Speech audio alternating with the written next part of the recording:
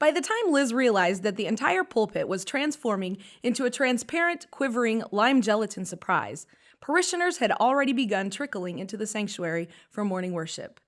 She watched helplessly as her printed sermon, 2 hymnals, several brittle Japanese beetle corpses, and an empty matchbox were sucked in with the mandarin oranges and chopped celery. She wondered why in the world any good person would ever add chopped celery to their gelatin, or to their taffy apple salad, or to their Thanksgiving dressing.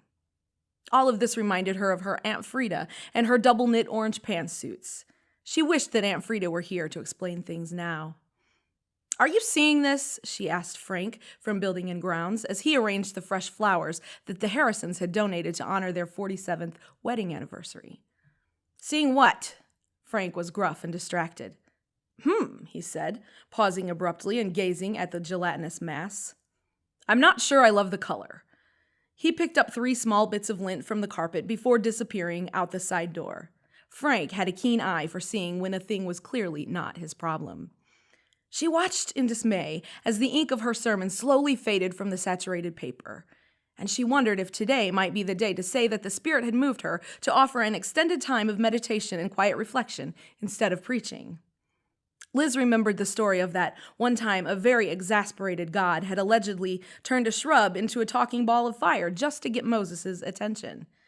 Well, she thought, a strange thing happening in a holy space isn't really news, I guess.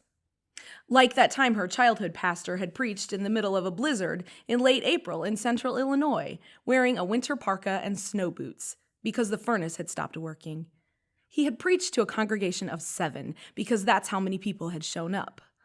Nothing made less sense than him preaching a sermon that day, she had thought, but here she was leaning on the memory of it anyway, just as she had last spring when she preached about joy the day after Jessie had left her.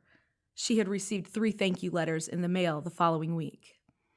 She looked again at the oozing mess and the growing dark stain on the surrounding carpet.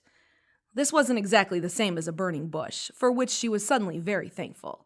Somehow, lime gelatin surprise wasn't quite as ostentatious as holy flames, which took some of the pressure off. She heard a voice beside her. "Well, what is faith for if not for the times that don't make no damn sense?"